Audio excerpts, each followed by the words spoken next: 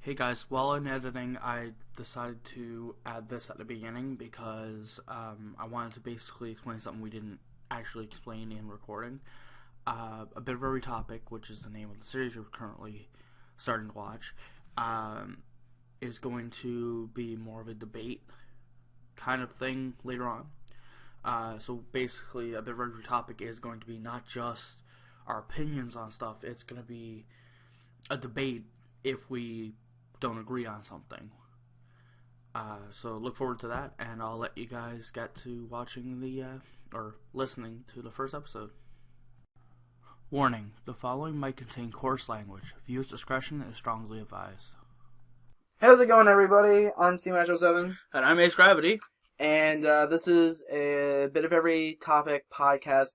I guess we'll say episode 2, but this is really the first one that's coming up. So we're saying episode 1 because this is the first one that's actually going up. This is the second one we recorded because when we already recorded was a month or something like 3 months ago, and it's still on my computer, but I've been so busy. The topic is kind of old now. We might release it as a lost episode. Yeah. So really episode 1, but technically episode 2. Basically, the topic we're using today is our thoughts on Gen 6 Pokemon, or just the game in general. Yeah, now that X and Y is released. Mind you, the previous one was our expectations of X and Y for what it came out. Yeah, I know, which is pretty funny. When we were getting ourselves set up, we were like, what are we going to talk about? And the first thing that popped into our heads was like, well, the last one we did was about our expectations for Pokemon X and Y, so why not let's do one for after? So that's what we're doing, and I guess we'll release we'll release that first one as a lost episode. Alright, so basically, let's do this in parts. We'll do, not split the video in parts, but we'll do this in, the talking in parts. So we'll talk about the Pokemon first, then we'll talk about the whole type changes, the type advantage changes and stuff like that. Okay. So we'll start with our generic thoughts on the Gen 6 Pokemon, the 69, I believe that we're at it. Yeah, somewhere around, 69, I think the number is. So, what's your first thought when, out of all the new Pokemon, what's the first one you think of immediately when you think of X and Y? It's weird because I think of two. I think of the Chespin starter family line, which that completely took me by surprise when it got to Chestnut. The other one I think of is Flabébé. That's odd. I didn't think you'd say that one right away. The reason why I think of that one is you kind of have your when you have Route 1, think of all the way back Gen 1. Oh yeah. You have your generic, your Rattata and Pidgey. Yeah. But this one was weird because there was only 69 new ones. It still brought back the old, it still brought the Pokemon of old, I'll say. So really the very first generic one that I really took as the first generic one was Flabébé, because it was the very first fairy type that you would see starting out. Was it also the first Pokemon you encountered in the wild that was new? Aside from your starter? Aside from my starter, no. I don't remember who it was I originally started out seeing first, but one that really caught my eye was Flabébé, because I wasn't sure if the flower was the part of the Pokemon or not. Yeah, same here. But I saw, when I first saw him, I just stared at it. I didn't make a move or anything, I just stared at it. I was like, I wonder what would happen if that flower got just blown away. Would it go, would the Pokemon go with it, or would it just latch onto another flower? Or is it one with the flower? Kind of like that whole, when you get, the twins that would have, the two heads. Siamese twins. Siamese twins. I wasn't sure if it was like that. If they're conjoined or whatever. Yeah, conjoined twins. But I wasn't sure if the Pokemon was one with the flower, it was attached to the flower. What really took me by surprise. That It might have been explained in Pokedex entry. But What really took me by surprise was the fact that Flabébé had a 3-stage evolution. yeah, had a 3-stage evolution. I didn't expect it to have an evolution at all, but if it did have an evolution, I was expecting a 2-stage. Because I didn't think it could get much more than what it was. Because I immediately thought fairy. I thought small, right? Yeah, and actually another one that caught me off guard was it was you don't really see it until very late game, like Elite Four late game. So spoiler alert, by the way, if you guys are watching this, yeah, because this is going. There's going to be a lot of spoilers. If you hadn't already played the game. So yeah, especially we're putting this here because typically what we've already said isn't spoilers yet. But we're recording this on Christmas Day, so a lot of people just started started playing just now. Started playing today. If you didn't get knocked back in October, but what really caught me off guard was in the Elite Four when Cybold used it's like Gavalanche or something like that. Yeah. That caught me off guard because the Pokedex app that I have on my phone, I was going through it, and I noticed that it was, to me, it looked like it was half cut off. I didn't know if it was a glitch in the app or not. So I was like, okay, I'll let it slide for now. Pun intended, by the way. Yeah. Get it because it's flat. And when Cybold sent it out, I'm like, Lord Jesus, actually is flat on top. Yeah, it's the whole concept. The one thing I really like about the game is Inkay's evolution. How you have to turn the 3DS weird. Upside down, Yeah. and then it basically becomes what me and a bunch of other people have officially branded as the Cthulhu Pokemon. Nintendo's pretty much have gone back to the whole 3DS gimmick kind of thing. Because remember when Legend of Zelda Phantom Hourglass came out? Phantom Hourglass from the DS, where you had to close the two screens to do one thing. You had to hold the DS upside down for an editor. Exactly. Blow into the mic. So they kind of had to go back. So they went back to the whole, oh my god, it's 3DS accelerometer. Let's do a gimmicky thing on that.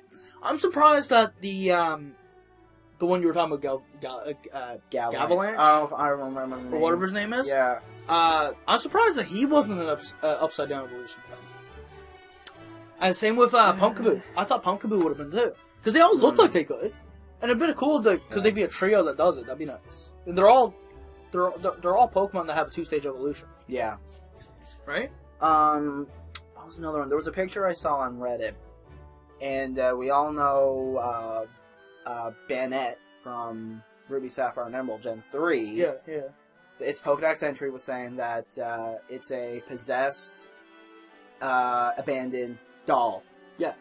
And then you had, what was the... Phantomp. You had Phantomp, which was abandoned children.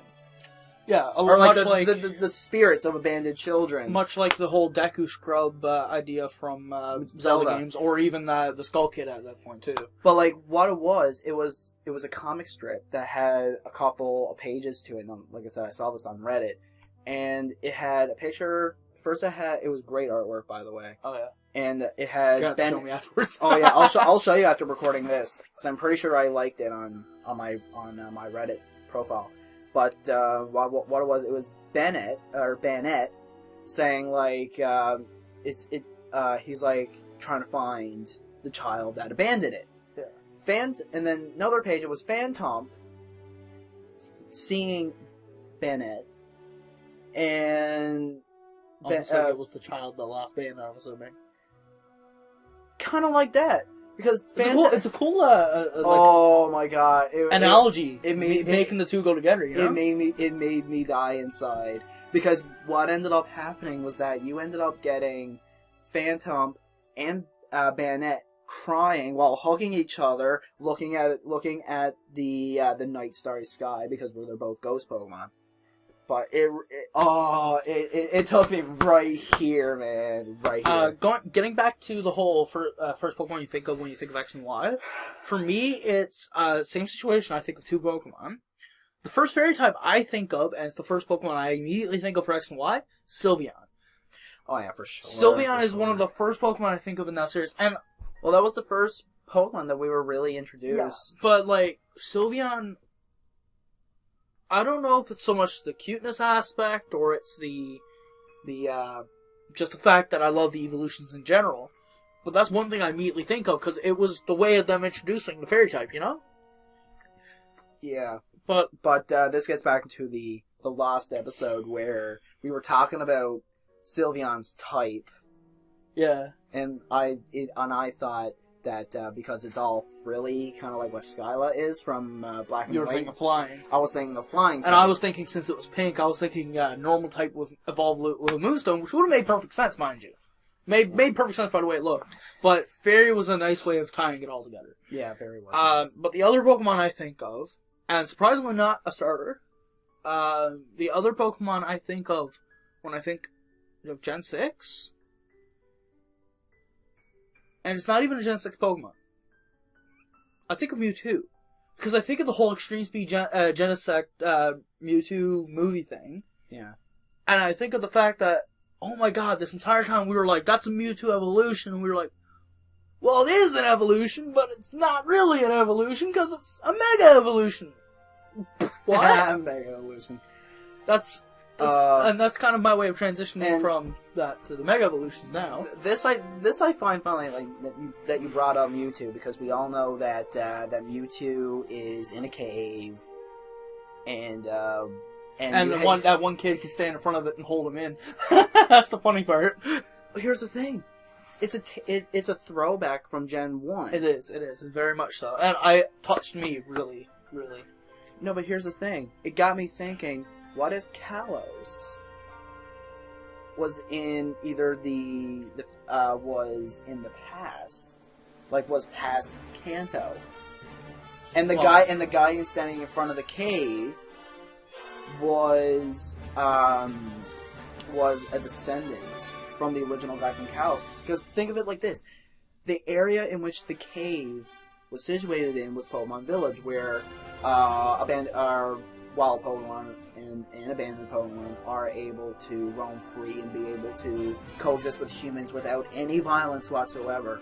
Yeah.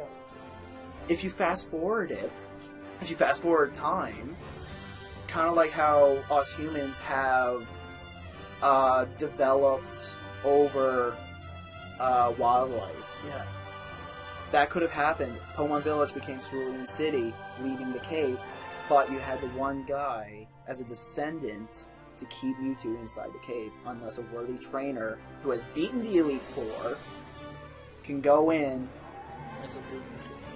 to subdue Mewtwo. Now, that is all fine and dandy, and I can see where you're coming from in that, but then there is the whole problem that arises with canon Pokemon saying that, we know where Kanto is based off of. We know what Kalos is based off of. Yeah, this is basing from real life places. And we also know that, according to the anime, Ash travels to the Kalos region for the new one. Yeah. He's from Pallet. Here's the thing. So there is that. Here's the thing, though. The anime has absolutely nothing to do with the games. I know. But the only Pokemon game that took things from the anime was Pokemon Yellow. True. Where you fought Jesse and James and Meowth using their Ekans and Koffing. That was the only game that took things from the anime. Yeah. Other than that, the anime is based off the games. The games is not based off of the anime. Because the games got released before the anime did. Yeah. Like almost 2 or 3 weeks or something. But then I also go to Pokemon Origins. Pokemon Origins, which, mind you, I still haven't watched the entire thing yet. Pokemon Origins was such a letdown for me. Okay, but getting to that Pokemon Origins is by the creators of the video game. Yes, it is. So it is canon to the video games, technically. And we see Red with Mega Evolutions. Yes. So that means there is a possibility that your theory is my theory is right, because they did say in the anime, or Pokemon the Origin, that the Megastone was discovered in the past in the land of Kalos. Now note that he said in the past, as in back in time, which, like you said, further proves my, well, I wouldn't say prove because it's not definitive, but it more supports my theory. The only other issue I'd have is technology between Red, Blue, Yellow, and like the technology in the game, like the like in the universe. Yeah, in the universe. Yeah, you know, the technology is more primitive in Palette than, say, the starting town in Kalos, which I can't pronounce. Vanderbilt. Yeah, like there that. you go. Here's the thing, though. Anastar City has a sundial.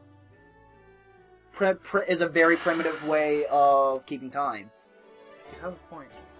Now, this doesn't. Now, I don't know how they managed to do this but you got to think of the technology that the games were released on too. True. Yeah. Gen 1 was released on Game Boy Color, which was doing everything through sprites. Yeah. Whereas, We're starting to get a little off topic here. Yeah, now. we're getting a little bit off topic. But Alright, so, getting back to the Pokemon of Gen 6. Yes. Excluding starters, because I know what you're going to say if I don't say excluding starters. Uh-huh. What would you say is your favorite Pokemon in Gen 6, excluding starters? Because I know you normally choose the Chespin family. Besides starters, my favorite Gen 6 Pokemon. That's actually a very difficult question for me to answer because I love them all. Yeah, everyone on the bandwagon is going to be a Gen 1er is going to be like, oh, the Gen 6 Pokemon are terribly designed. But if you look at the designs, Exactly. But getting like, back to your favorite Gen 6 Pokemon. Mind you, I'm a Gen 1er that got I am not a Gen 1er. I love all generations. No, I was a Gen 1er, but I got, turned into a fan of the entire series. You know what? I can't actually pick one. In my opinion, it's a toss-up between, once again, Sylveon, because, I'm a big fan of the evolutions anyways. No, I got one. I know what it is. And my favorite, family-wise, is Honedge's family. I was just gonna say, god damn it. Because you took mine. It's not just the fact that he's a living sword. Or, correction, a possessed sword. Possessed sword. It's the fact that his Pokedex entry, much like that Shedinja, about the fact that if someone stares into the back of Shedinja, it steals their soul. If someone touches a Honedge, it steals their soul. Yeah. That's something I really love, the creepy side of Pokemon, the dark side of Pokemon, that we don't realize is actually canon. Yeah, it is. Like, I go to the trifecta of creepy Pokedex entries. You got Victreebel, who uses its digestive fluids. Yep. You have Hypno, who hypnotizes people. Yep. And then you have, I believe it was, who was the third one? The third one was something to do with, like, touch, almost. I forget what it was now. I don't know. But like that, and then you have, Inkay's evolution, Malmer, who is all three. Yeah, basically. You already took Honedge, so I'll go with I would go with my second favorite, since you already said the Honedge family. I would say Hawlucha. Hawlucha's really cool. Hawlucha is very interesting. I'll give you the honor of explaining that. Hawlucha is really interesting because it's fighting first, flying second, and as soon as when I think of Hawlucha, I think of Rey Mysterio from wrestling. Yeah. Well, like, without a doubt, because he has the mask. The way he in general. Exactly, it's a luchador. Luchador. Which Haken Luchador. That's literally his name. Exactly. And the one move that he only knows, flying press, is a fighting and a flying simultaneous move. So it has massive upon massive type coverage when you think competitively. But no, it's I don't have Halucha on my team, but I should though, because it's just very, very interesting when they pulled that off. Yeah. We spoke about the Pokemon of Gen 6. I think now it's about time we speak of the new Mega Evolutions. What's your opinion on the whole Mega Stone Mega Evolution? You know, it's interesting because I follow Smoggin on Facebook, and I also go on their website quite a bit. And they've already banned the use of Gengarite and Kangaskhanite. Yeah. And they're talking Blazikenite as well. They're talking about Blazikenite as well, because Blaziken, just by himself, is already in the Uber tier. So already, when Black and White 2 came out, they automatically put him... It's not just that. In the Uber tier. The event Torchic had the ability that caused him to be in the Uber tier. Yeah. That ability alone is the reason he's in the Uber tier. Yeah. You basically don't have to worry about the type and the moves he has. Here's the thing, though. It was because it's a hidden ability. It's not one of the abilities you can get normally, except at the time of Black and White 2, you can only get through Dream World. Yeah. Or through Wi-Fi event, because Wi-Fi events, which is right?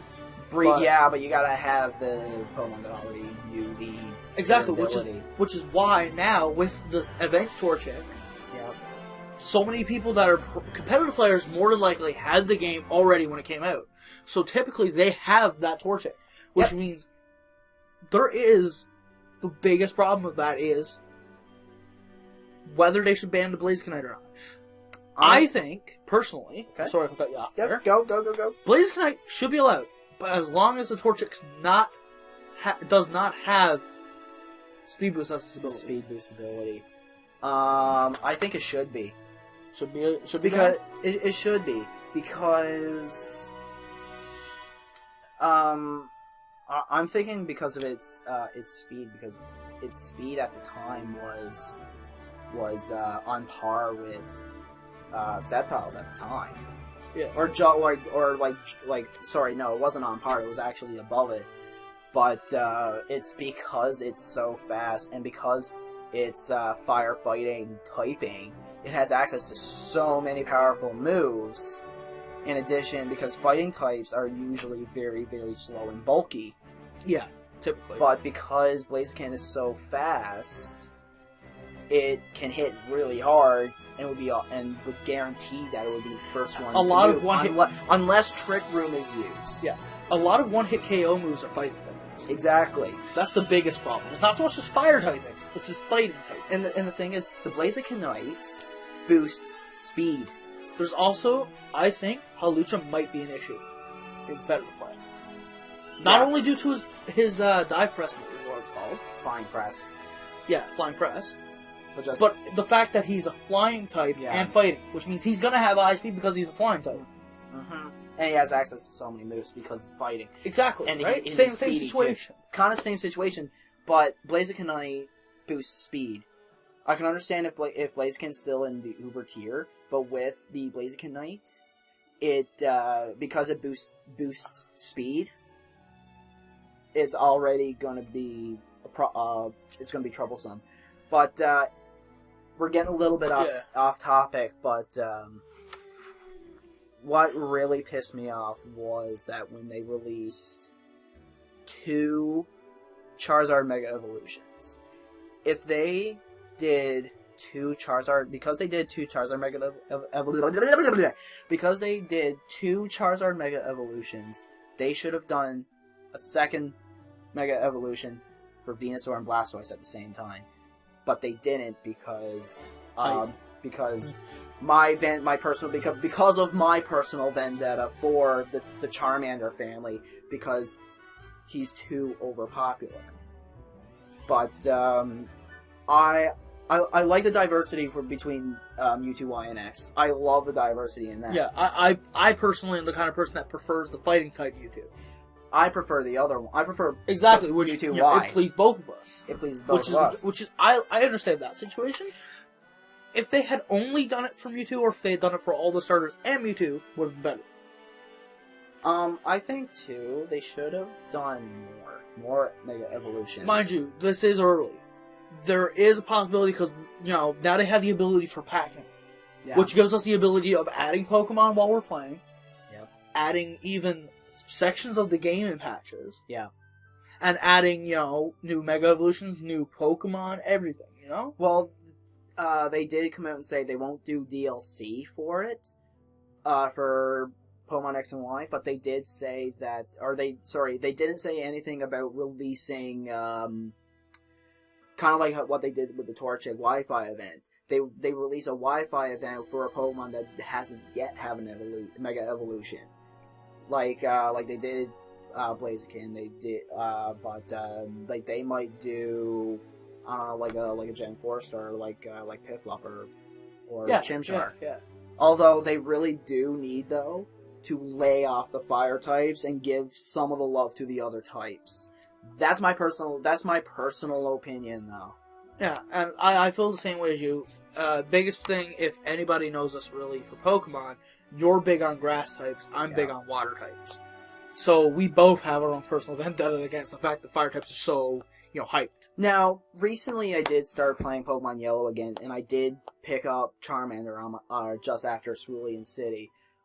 Only because I want to try and love the Charmander family again. Because it's not technically the fact that you hate the Charmander family. I hate the people who's making him overpopular. Exactly, you hate the hype. And what really, and I said this in the last episode too, because at the time we recorded that, Mega Charizard Y and X was just released. Actually, it was like a week or something. Yeah. But I said it then. I'm going to say it again now. Because they released when they released Mega Charizard X and they changed his typing from fire flying, which is also on Mega Charizard Y, to Fire Dragon, it only got people more excited over Charizard. Because everybody, ever since Gen 3, have always said that Charizard should be a dragon.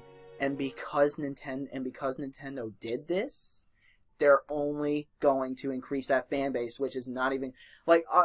I've been talking to a lot of people, and they don't even like Venusaur.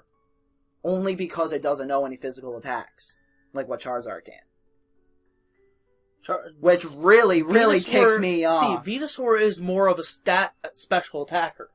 He's more of a, I'm going to poison you, I'm going to paralyze you so I can switch out and do something else, or I'm going to paralyze you, solar beam here's the face, here's the thing.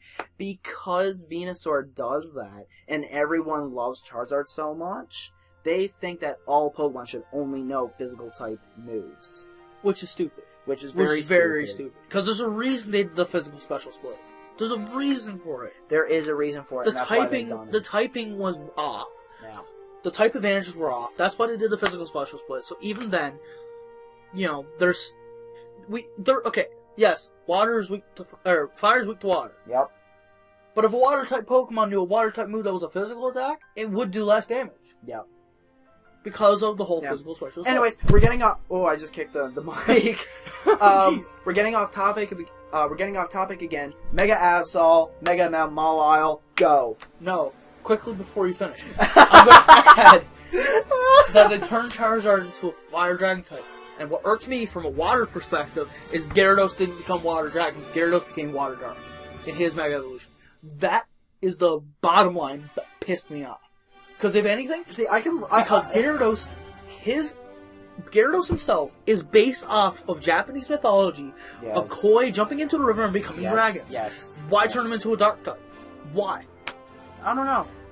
I honestly have Even no water idea. flying didn't make sense in the first place. Now he's a water dark type. Now he's a water dark type, yes. But like you said, Absol, Mawile. I prefer the Absol Mega Evolution.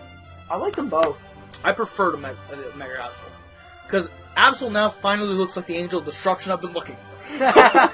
Because that's... If Absol were to have a regular evolution, that's exactly what I want. The one thing that really pissed me off, though, that they still haven't done anything for Dunsparce. Man, Dunsparce is just gonna come out of nowhere one of these days and be like the best Pokemon ever. We're gonna find out one of these days Dunsparce is actually legendary. Anyways, what else are we gonna talk about? Because we talked about Mega Evolutions for quite some time. Yeah, so just cluing up the Mega Evolutions. Yes. Your favorite? My favorite Mega Evolution. Oh God. Kinda hurt it. Oh God. You go first while I think about it. Alright. As stupid as it may sound, because it's the one that basically has the least physical changes, my favorite is the Kangaskhan Mega Evolution. I like the ability. I can see why though. I don't go for Mega Evolutions just for looks. I like the fact that Mega Kangaskhan, the baby can actually do something. well, not just that. It's the fact that I have the chance to double attacks. Yeah. That means a lot, especially since Kangaskhan's a normal type.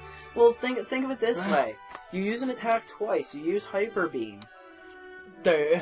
Kangaskhan will use Hyper Beam. The baby will take that recharge turn. And then you have the next turn in which you can actually use a move. You can use Hyper Beam again. And that helps a lot. Now, mind you, it is only a chance that they will both attack. Yes. But that chance is all that matters. That chance is all that matters. Anybody knows me knows I like taking chances. Yes. Most times you fail. Most times. But, hey, I do have my lucky streaks. You do. Oh, my favorite. Oh my. Oh God. I'm also going to ask what your least favorite is.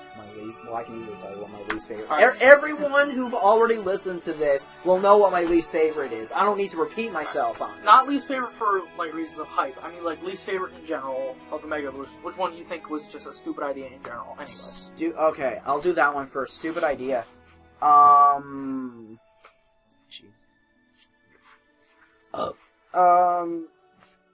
My favorite, actually, I'm gonna say my favorite. My favorite would be, it's a tie between Mega Scizor and Mega Heracross. That's a good choice. That's a very good choice. My favorite is actually a tie between the two because they actually look really badass. I'm basing off of looks, but I was saying about putting Heracross as a competition team at one point, and I may actually reconsider that. But Heracross, with even though it's bug fighting, for instance, not many bug types have bug types doesn't have a good move pool. No, not at all. But now that it has fighting and it has that extra, and with Mega Heracross you have that extra stat have that extra boost in, I think it was defense. I think. Yeah, he's more tanky. He can take more hits. He's more tanky, so you can focus all your EV points in attack and HP if you want to, or even special defense to cover his weakness to fire. Exactly, but because that's typically something I see people use a lot: fire types versus bug, right? And Mega Scizor is the same way.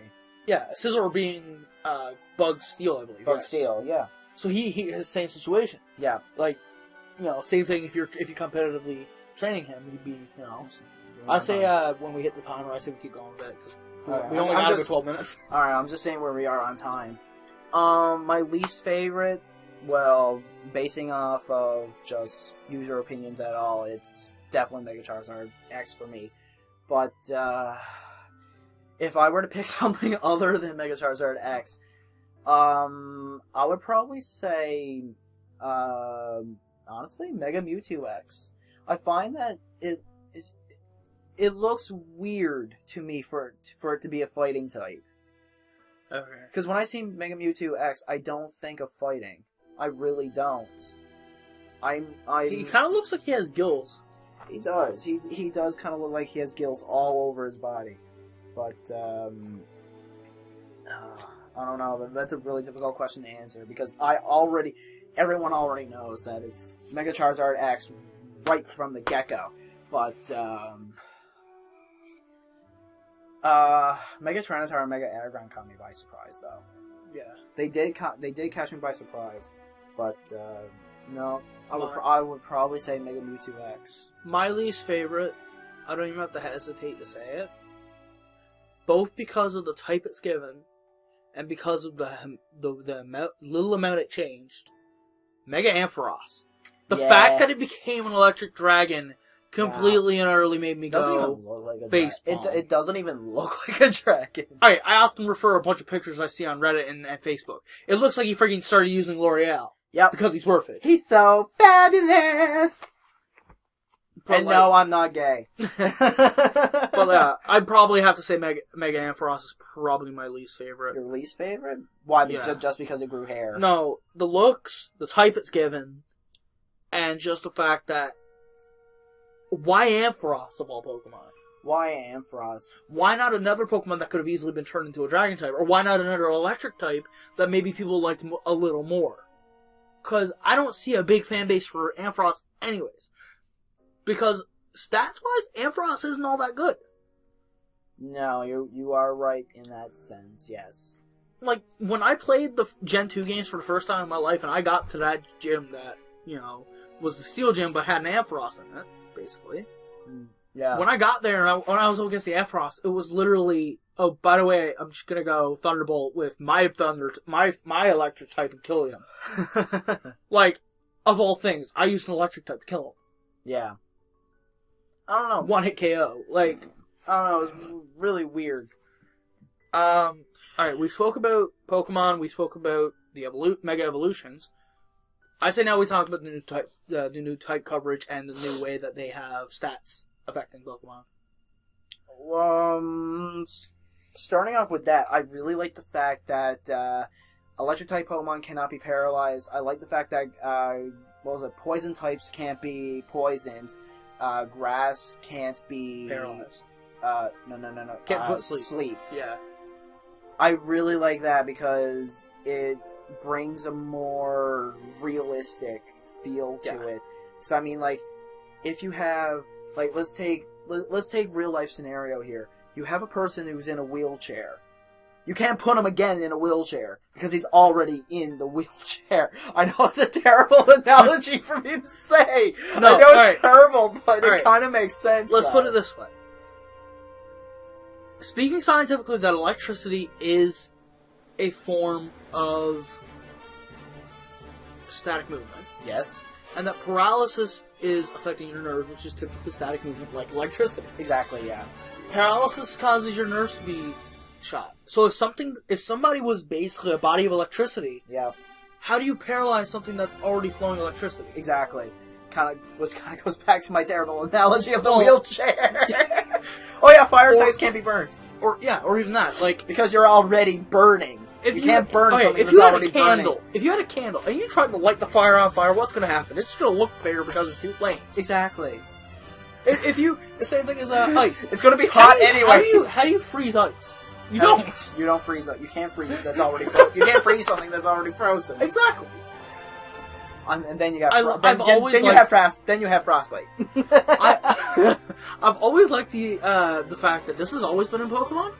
If you're doing double battles and a Pokemon gets frozen, if you use a fire type move on that Pokemon, may be damaging it, but you actually defrost the Pokemon. Yep, it's true. Like, that is a very cool thing. Well, here's the thing. I think that was their kind of like their stepping stone into realizing, oh, we should probably do this with more things. Well, the thing is, if you're playing competitively like that, it's and you're fighting Will-O-Wisp and give the Pokemon that's you're anticipating to be frozen give it a berry to protect it from the burn. Yep. Well, Yep. Exactly. You are exactly right. And so, and not just that, the type coverage with fairy types really took me by surprise. Yeah. Fairies are strong as dragons, which I understand because of Japanese folklore and Japanese mythology. Yes. It's weak to poison. Yes. It's weak to steel. Steel finally got another thing it's stronger than. Finally! Yeah. After 4 generations later. Oh, man. Because Steel. Dark was really the type back then that, because they both got introduced in Gen 2. Yeah. Dark was the type that everybody was more focused on. Yeah. Even though Steel was the one that had the gym. Yeah. And even still, both the Dark types and the Steel types don't even have a good move pool. No, not at all. They don't. Like when I used to use the Skarmory competitively back when I played Gen 3. Yeah. Okay. I used a Skarmory. My Skarmory's move pool had one Steel type. I had Steel Wing. Yep. I had Aerial Ace. Yep. I had Roost. Okay. And I believe my 4th was Sand Attack. Weird. Okay. Interesting. Right? Interesting. Accuracy lower. Yep. I had my heal, my Roost arresting heal HP. Yep. Which I then attach him with a, I think it's Persian Berry, the one that wakes him, not Persian, Persian's paralysis. Yeah. But you know what I mean. Yeah. And then I had Steel Wing, which covered the only thing it was actually strong against back then. Yeah. And then Aerial Ace, which was, my flying type move that had It was basically always hit. It's basically the normal version of Swift. Exactly, right? Or the flying version of Swift, sorry. Yeah. The flying version of Swift, yeah. So back then, yeah, like it was more, Yeah, for sure. But I really like that, fairy types' weaknesses are understanding. Like, alright, Yeah. a fairy gets poisoned. I'm pretty sure something really tiny like a fairy you'd imagine. Flabébé or Tinkerbell. I'm pretty sure poison would affect that and kill it faster than it would affect you or me or kill us. Yep, for sure. Yep. Right? Yep. Because it's the same thing as alcohol. The smaller you are, the more quickly you get affected by alcohol. Alcohol. Alcohol. It's the same idea, which I really like the way they added that. Yep. Steel. I've always wondered, why is fairy types weak to steel? Okay. Do you have any input on why you think that is? Because I have no clue. I don't either. No, there's probably some sort of Japanese folklore that goes along with that. Well, chances are. The only thing I can think of is magic versus machinery. Probably. But even still, we don't have proof of if magic was real, which would win. No, we don't know. Right? But that's something for you guys to leave in the comments, okay? Yeah. What is your guys' reasoning behind thinking that fairies are weak to steel? Why do you think they did that? That's something to start up in the comments now. If we actually have people watching. We will. Don't be so negative. What do you think of? Because I'm surprised we didn't talk about this because we talked about competitive battling a nice bit so far.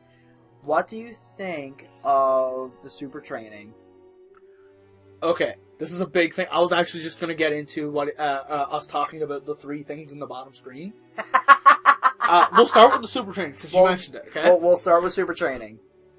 Super training is the most it's the godsend for the people who are competitive trainers.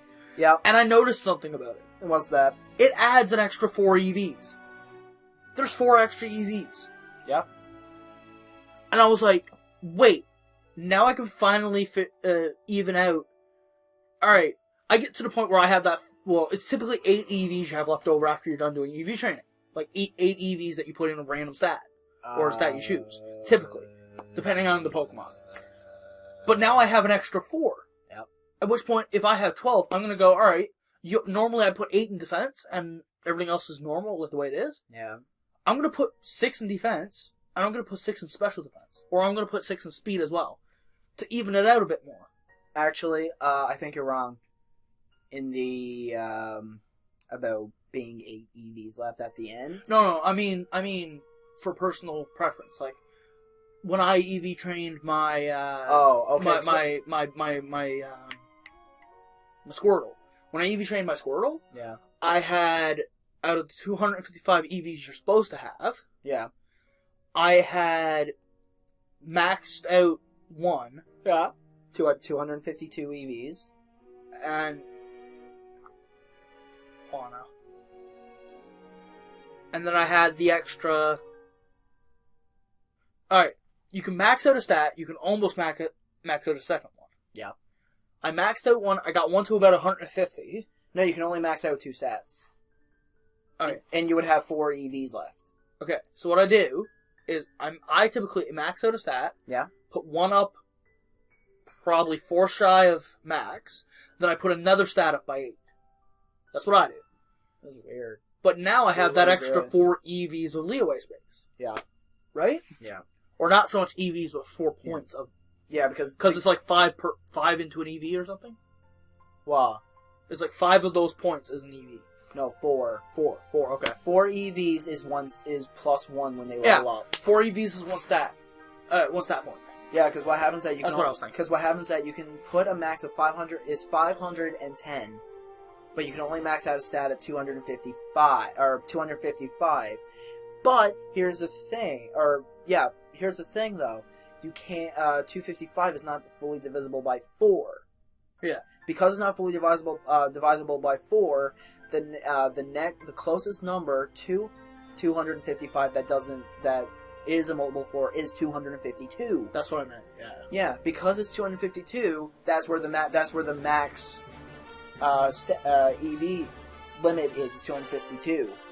When you get 252 and 252 in two different stats, max them out at 252, two different stats, that leaves you with 4 EV points left. Yeah, that's what I mean. But, like, it's not just that. Like, the Super Train makes it a lot better for the fact that, one, you get to choose what stat you're upping instead of having to run away from battles all the time. Such a pain. Oh, that's the timer. We're just going to skip we'll go over a little bit. But, no, it was such a pain. Such a pain. So now the only thing you gotta worry about is getting the IVs, the individual values. IVs still have an issue with that. But, now you can choose a stat. Yep. And now you can get it can go up by 12 at a time. Yep. It can go up by 12. And whether you're using the punching bags or you're using the activity, which I typically prefer using the activity because it gives me something to pass the time by doing. Yeah. I honestly prefer doing the punching bags because it does, using the punching bags goes faster, but, mind you, it's random which one you get if you're doing the... It is random which one you get, so you gotta hope that you get the one that you Or use. You can do what I was doing, which I did basically... I did the actual sport activity thing until I got maxed out all my bags with... Because you get a bag every time you beat it. Yep. Then I used all the bags, and I went back and did it again. Then I used all the bags, and I used the calculator to just track how many I was doing at a time, because you can go over. What do you mean you can go over? What I mean is, like, where I do not max first my second stat, I can go over, right? So I have to watch that. Yeah, that whenever I do that, I always have a calculator out on my phone or something, and every time, I would start, let's say if I want to go 128 EVs in one stat. I would start at 128, and every time I do a punching bag or I do an activity, I would just minus whatever number of EVs and then when you get to the EVs I get until I hit 0. And it's always either 1, I think it's 1, 4, or 12, or 1, 4, 8, or 12. 1, 4, 8. Yeah, 1, 4, 8. No. It goes 4, 8, 12. Because because the lowest punching bags give you 1. Yeah. It's 4, 8, 12. And then you have the small punching bags, which help you to, if you're 5 shy. Yeah. You can use the small punching bag for 1, and then you can go do another activity for 4. Yeah. Which I love. Now, moving on to the second one. Pokemon and me. Exactly what I was going to say. I actually enjoy using it, because when you fully get your affection up all the way... I don't know if you've ever done it on your game, but I've done it on my game with my Chestnut. When you get the affection all the way max, it will actually do some stuff in battle. Now, here's the thing: this does not work in online battles. It only goes in effect in NPC battles. Yeah. You would have instances of you can see it on the on the text when. When you go select your move, it'll say Chestnut is looking back at Chris, anticipating next move. It will give you that little flavor text, and it gives it a little more personal to you. But then here's the thing: if an attack, for example, were to kill or were to make your Pokemon die or faint or whatever, it will have a chance of leaving you at 1 HP, and the text will come up and say, Chestnut's will to fight with Chris is so strong, he endured the hit. Yeah. I love that. And there were instances, too, where he was supposed to be asleep, and it just completely shook it off and did not fall asleep at all. I loved it. I use Pokemon Me a lot more than you think of. Okay? Pokemon Mew was actually the one I used more than Super Train. No. Okay? I love the fact that it's faster for if you want to evolve a Pokemon through happiness. Actually, it doesn't. Affection does not affect happiness at all. I did the research on it. Really? I did the research on it. Affection does not affect. So the only Sylveon isn't evolved through happiness. It's just evolved through affection.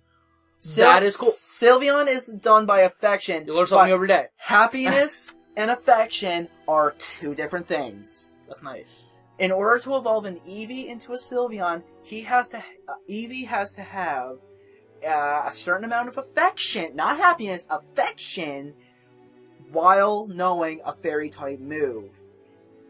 But, in order to get, let's say, an Espeon or an Umbreon, where you have to evolve them with max happiness, with sufficient happiness during the day or night, depending on which one you're getting, affection does not apply. That's affection nice. and happiness are two different things. That's nice. But, the one thing about Pokemon and me, I love the minigame things you do with Pokemon. I will show you this within the next couple of days. I have the picture saved to my computer because it was on my phone, but it's on my computer now. Okay, what was it? You know the one where you have to do the balls of yarn hitting off their head? Yes. I hit max. I hit 999 and it never went up past that. 999 hits. Yeah, I hit max. My score at the end was like 1400 and something. Jesus, boy. Yeah. That's insane. I love that minigame. It's my favorite because it's rhythm. Yeah. And anybody knows me knows rhythm games is my kind of thing. Yeah. One thing I found really cute though has nothing to do with the minigames, has nothing to do with affection. If you have Pokemon and Me opened and you walk. Yeah. And you're walking around your Pokemon as if like it's in your bag, will walk in the same direction you're walking. If you're on your roller skates, he'll slide. Yeah. He'll slide side If you're to on your side. bike, I believe he rolls. He rolls! Yeah. He rolls whichever direction you're riding your bike, which I found cute when I saw my little avatar of Chestnut. Running. With me, the first time I saw it, with, I believe it was, I think it might have been Squirtle? Okay. Like one of my first breeded Squirtles? Yeah. And when I saw it, it was so cute because I picture Squirtle just rolling into a shell and just going around. He has the Squirtles inside of his shell and he's spinning around like a Koopa from Mario. Or even like he's doing, what's it called? Rapid Spin. Oh, doing Rapid Spin. That's cute. But, now, getting to the final of the three, because the third is the one that people most neglect. The Player Search System, or PSS. I have my pros and cons with that. I do too. Do you want to start with mine first or yours? I want to start with one con, the immediate one I think of. Okay. The friends list. Okay, go ahead. You expand the friends list. Yep. If you have a certain number of friends, you can't see them all. Well, you're going to get that anyways. Yeah, but it's still kind of an odd thing. How about you? For me, it's the passerby. Okay, that is kind of... I don't really like how they did that because the passerby is supposed to work if you pass by, like legit pass by someone walking down the street or something. But if you connect the game, not the 3DS, the game to the internet, you will get like every player in the world who is playing the game will come up on that list under passerby. Acquaintances, I actually like. Acquaintances... I have a con of acquaintances. Alright, we'll get to that shortly. Acquaintances I like because I had an instant where, I see a lot of this on Reddit. People are sending Pokemon back and forth. But, like, through Wonder Trade. With Wonder Trade, you don't know who you're sending it to until, like, their name pops up. But now, like, if they didn't have acquaintances, you would have no way of trading that Pokemon back to them if they wanted it. like let's say they didn't have any friends and they wanted a let's say for argument's sake Gengar. In order to get a Gengar, you got to trade a Haunter and evolve into a Gengar. With this acquaintances, if they were you, let's say you and me. I'm back in college. You're still here, and we need to trade. Now, if we didn't have each other in our friends list on the 3DS, we can go to the acquaintances, Yeah. and do the retrade. Yeah. Same thing, like I said, that Haunter Gengar thing. If a person was using the game chat when doing the trading, or battling, or whatever, they can say, okay, I want this Gengar back. You can select the person from the acquaintances and trade back. Yeah. The friends list, well, it's the friends list. Whenever you connect the game to the internet, you can see any of your friends who are playing online, where you can look up their trainer PR videos, do trades, do battles, or whatever. My con about the acquaintance list. Yes. I love the acquaintance list. Me and one of my friends didn't have each other on friends list. And I went to see if I could add him from the acquaintance list to my friends list. No. They don't have that as an option. I wish they did. Because then we had to go to the homepage, go to the friends, wait for that to load, click on register local, and wait for that to finish. Which could have easily been solved by an easy click on the acquaintances, click add as friend. Here's the thing, though. Which they have the ability to do that. I know they do. There's no way they didn't. They could, but the thing is, the game runs separately than the the acquaintance list runs separately than the friends list on the 3DS. But the thing is, the friends list in the game is reading that from the 3DS, but it can't do the reverse. I know, but it's also the fact that, look at it this way. They've had the friends, the pal pad almost kind of thing, you know, Yeah. in previous Pokemon games, which was in-game. Why didn't they just do it that way this time? If you had friends on your 3DS that had the game that you wanted to play with, you could easily you probably knew them in person, so you could easily, or over the internet, could easily just ask them, hey, what's your friend code for Pokemon? Like we used to. Here's the thing, though. You can do that with this, too. You can ask you and your friend, for example, exchange friend codes. Yeah, but That's what happened. well, That's I'm what saying, that, like, that's at that time, it would have been a lot easier to just go click, click, done. You know? Yeah. Anyway, yeah. Anybody can say click, click, done. But the thing is, there has to be. There's a lot. There's. You wouldn't believe the amount. Like, there's a lot of coding that would have to go involved with that. I know coding.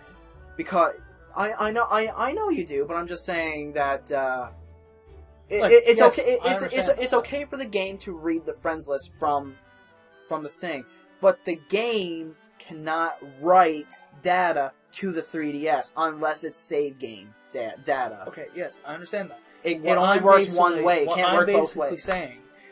I'm saying is, instead of having the friends list attached to 3DS, what I'm saying is what would Have been a nice, separate friend list altogether. No. What I'm saying is would have been nice is PSS went by just friend code for that game like they did with the previous games, instead of reading it from your 3DS. I'm sorry, but I do not follow you. Okay, you know how you had a Pal Pad Gen 4 Pokemon games or anything I've like never that? I've never used it. Alright, you know how you have a friend code for any Pokemon game? You had a friend. Yes. Well, Okay. it's attached to the system. It's not attached to the game. Oh wait, no. Yes. Okay, now you Okay, know what I mean. yeah. It's attached to the. Yeah, it's attached to the game. Yes. Why didn't they just do that again this time and then have the acquaintance and friends list be attached to each other via, you know? Because they wanted it to go coincide with the 3DS. I know that. Friend code. What I'm friends. saying is, in my opinion, the other way would have worked just as fine. Yeah, and then well, it could have had the way that Like, look at it this the way way. that they got it coded, it only works one way. If I pass by people online, which I like doing, by the way, if I pass by people online and I get a trade from them, I want to add them to my friends list and not have them in my acquaintances, because eventually that's going to end up going from, and I'm not going to see them anymore on my acquaintances. I want to add them to my friends list. I have no way of contacting that person. See my point? No, well, actually you can. There's a way you can do it. You can initiate, let's say, a battle with them and use game chat. But what if they don't want to? That's my Oh, point. well, then tough shit's on you. Exactly, that's what I'm saying. like, if they had a way of doing that, I'm just saying, like, I know coding aside, Okay. you know? Alright. Coding aside. That's my con about the acquaintance list, okay? It's just, I wish there was a way of just going click add as friend. Yeah. Even if it had, I'm pretty sure. It's just how the game was made, man. Listen now, I'm pretty sure that friends list could easily have been coded so that it had your 3DS friends and friends you added from the acquaintance list. It didn't have to feed just from the... Oh, excuse me. You know what I mean? Yeah, I don't know. There was always the possibility that they could have done that. They could, or maybe they didn't know how. So I mean, like, look at all arguments aside. That's my con. Like, look at the Wii U. You can't, like, yes, there's a way you can, like, look at, or just console gaming in general. You're playing against someone on your. We'll take Call of Duty Battlefield 4, or just any multiplayer game. As an example, let's say I was involved with a ranked match with someone who I didn't know, but we had such a good time chatting over the headset, and it was a close race and all that, and I wanted to add buddy. I still have to go to the main console homepage to add this buddy to my friends. The game, no game. Not all consoles. Xbox allows you to just do it by going into the home menu, go recently played, choose the person you recently played with. That's not from the game, though. You can be in the game while you're doing it, though. Yeah, you can be in the game while doing it. You can do the same thing on 3DS, too. You have a point. You can do the same thing on 3DS. You can have a game running in the background and access your friends list while running the game. Okay, I have your point. Because on the Xbox, you're actually using the Xbox feature to add recently played with friends in order to add them. Okay. You're using the console's feature, change what not I the say. game. How about this? I'll change what I want to say. Okay? I wish they had a way of doing it so that anybody you meet in the game can show up in a recently played with section on the 3DS. There you go. Finally came to a decision there. Oh my, oh my, oh my. I think that's about it for us today. Yeah. So, if you guys want to see more of a specific thing from Pokemon, seeing as we could talk much, much more about the Pokemon of the generation or the Mega Evolutions. If you want us to speak of a specific topic in this video, leave a comment down below. If you have another topic you'd like for us to... I was gonna say that! You say it. You say it. I'm taking it away. I'm sorry. You are taking it away from me.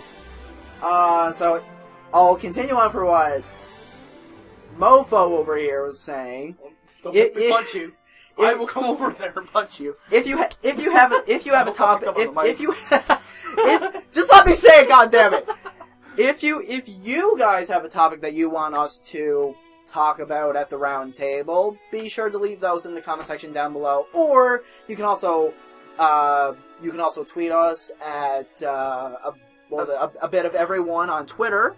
One being the number one. The number one. A bit of every one, number one. Or send us a private message. Links will be down in the description. Yeah, all of our links are in the description. Or you can even send us a private message through YouTube or through our personal channels, which that will be in the description as well. Yeah. So, as always, guys, I've been Ace Gravity. And I've been CMatcho7. And we'll see you guys later.